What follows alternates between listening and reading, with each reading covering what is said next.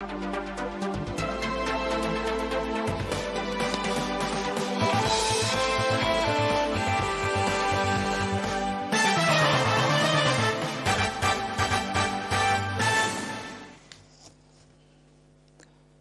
الافاضل، طابت اوقاتكم. نشرة اخبار الفضاء الاريتريه لهذه الفتره يصحبكم فيها محمود عبد الله بكفاح، والتي نستهلها باهم وابرز العناوين.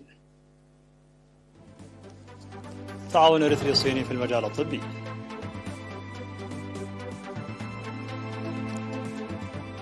ارساء البنيه التحتيه لتوسيع خدمات الاتصالات في مديريه النحيلي.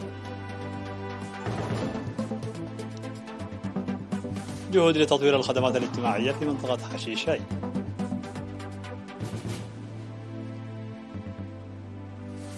وزير الخارجية الروسي يصل البرازيل في مستهل جولة بأمريكا اللاتينية.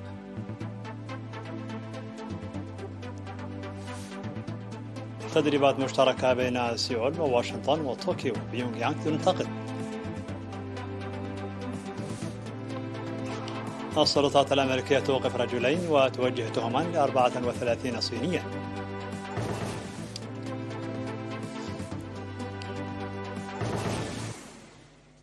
مرحبا بكم من العناوين إلى التفاصيل. قالت وزيرة الصحة أمينة نور حسين بأن التعاون الإريتري الصيني في مجال الصحة ينطلق من العلاقات المتينة بين البلدين. جاء ذلك في الحفل الذي أقيم اليوم 18 من أبريل في فندق أسمارا بالاس لوداع الأطباء الصينيين الذين عملوا في البلاد واستقبال بدلائهم الأطباء. وأوضحت أن التعاون الصحي الإريتري الصيني مضى عليه ربع قرن، مشيرة إلى تقديم أكثر من 200 طبيب صيني الخدمات في إريتريا بمختلف التخصصات، مشيدة بمساهمتهم. وقال سفير الصين في إريتريا السيد كاي جي أن العلاقات الإريترية الصينية متجذرة وترتكز على المساواة والتعاون المشترك، موضحا فعالية التعاون الصحي. وذكر بأن الفريق الطبي القادم إلى إريتريا يعتبر الدفعة السادسة عشر منذ عام 1997، مؤكدا على عمل السفارة بقوة لإنجاح مهامهم. وقال رئيس فريق الأطباء الصينيين المكون من 18 طبيبا المقاتل للبلاد بأنهم خدموا في إريتريا لمدة 14 شهرا، مشيدا بدعم وزارة الصحة ومتمنيا التوفيق لفريق الأطباء الجدد. هذا وقد ختم فريق الأطباء الصيني المنتهية عمله في البلاد بمستشفيات روتا وحليبة وبران عيني ومركز العلاج الطبيعي.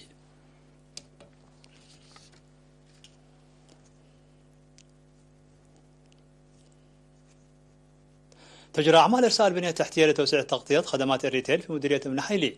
وأوضح المهندس تولى محاري المشرف على العمل إنجاز 80% من البرامج الجارية بتعاون السكان وأعضاء قوات الدفاع وشركة بدهو للإنشاءات.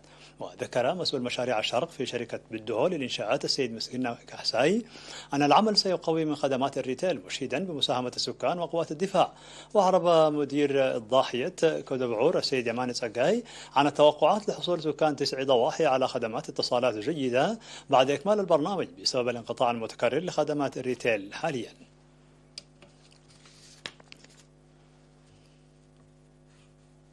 أكد سكان ضاحية حشيشاي بمديرية حقات على المساهمة في جهود تطوير وتوسيع مؤسسات الخدمات الاجتماعية.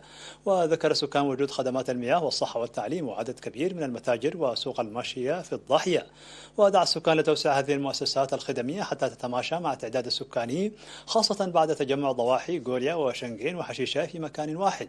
وطالب السكان بالتغطية الكاملة لاتصالات الهاتف الجوال وتخصيص شركة حارات حافلة وصيانة الطريق وبدء خدمات التعليم الثانوي وإدخال التيار الكهربائي إلى الضاحية لوصوله منطقة حشفيراي وتخصيص سيارة إسعاف لنقل المرضى، مؤكدين الاستعداد للمساهمة بطاقاتهم وأموالهم. وقال مسؤول عيادة حشيشاي مساعد التمريض محمد عثمان موسى بلوغ تغطية التطعيم والولادة في المؤسسات الصحية نسبة 100% وإصحاح البيئة أكثر من 75%، مشيدا بدور وكلاء الصحة في القرى.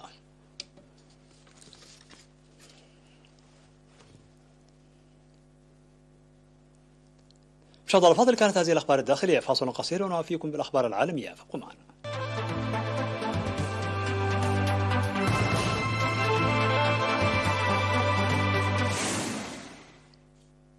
مرحبا بكم على الصيد العالمي. وصل وزير الخارجية الروسي سيرجي لافروف إلى البرازيل، المحطة الأولى في جولته التي يزور خلالها عددا من دول أمريكا اللاتينية.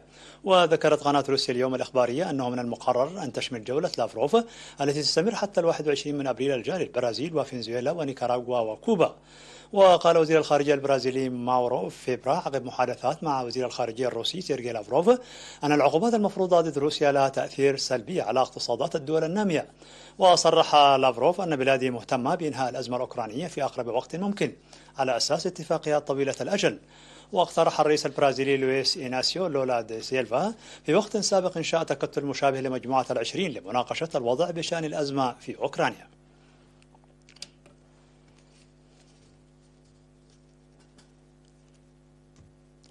أجرت كوريا الجنوبية والولايات المتحدة الأمريكية واليابان تدريبات بحرية مشتركة للدفاع الصاروخي لتعزيز الاستجابة لتهديدات كوريا الشمالية، فيما اتهمت بيونغ يانغ واشنطن بتصعيد الابتزاز النووي بالتدريبات العسكرية. واتفقت الدول الثلاث في محادثات بواشنطن على إجراء تدريبات دورية للدفاع الصاروخي وأخرى مضادة للغواصات في إطار جهودها لتعزيز التعاون الدبلوماسي والعسكري. واختبرت كوريا الشمالية صاروخا باليستيا جديدا عابرا للقارات يعمل بالوقود الصلب، ويرى الخبراء أن من شأن ذلك أن يسهل عمليات إطلاق الصواريخ دون سابق إنذار. وبعد ساعات من التدريبات الثلاثية أصدر ري بيونغ شول نائب رئيس اللجنة العسكرية المركزية للحزب الحاكم في كوريا الشمالية بيانا انتقد فيه الولايات المتحدة، قائلا أن قيام كوريا الشمالية بتطوير أسلحة يأتي كإجراء دفاعي عن النفس ضد الولايات المتحدة. واتهم واشنطن بإثارة التوترات في المنطقة وجعلها على شفر الانفجار بإجراء تدريبات عسكرية تحاكي ضربة نووية استباقية وحربا شاملة ضد الشمال.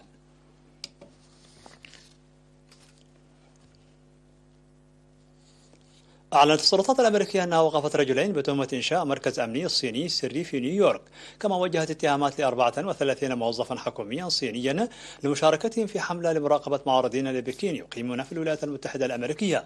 وقال المدعي العام الفيدرالي في بروكلين بريون بيس أن الرجلين الذين أوقفا ملاحقان في إطار تحقيق يجريه مكتب التحقيقات الفيدرالي بشأن إنشاء مركز شرطة صيني سري في نيويورك، موضحا أن هذا المركز يهدف إلى مراقبة المعارضين لبكين والضغط عليهم. وفي تحقيق ثالث وجه القضاء الأمريكي تهما إلى 10 أفراد مشتبه بهم آخرين، من بينهم 8 موظفين حكوميين صينيين ومسؤول سابق في شركة اتصالات أمريكية كان يعمل في الصين.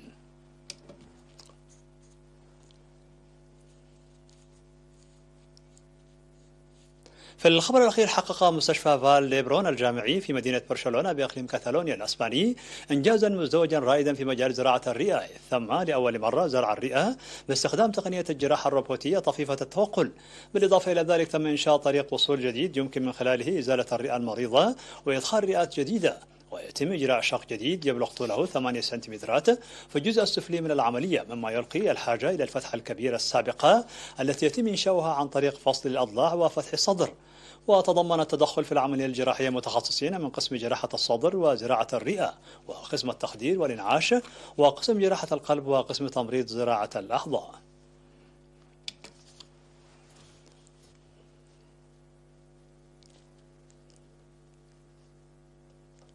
في نهاية النشرة لكم تذكير بأبرز ما جاء فيها من عناوين. تعاون الإريتري الصيني في المجال الطبي.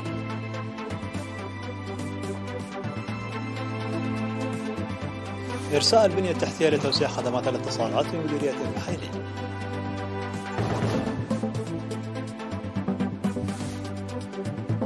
جهود لتطوير الخدمات الاجتماعية في منطقة عشيشاي.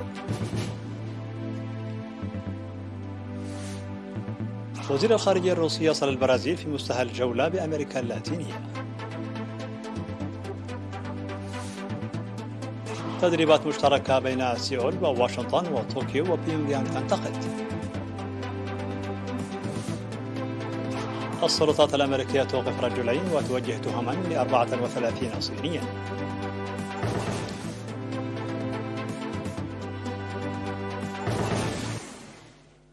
مشاهدينا الأفاضل، بهذا نكون قد وصلنا بكم إلى نهاية النشرة. شكرا على حسن المتابعة، دمتم بألف خير.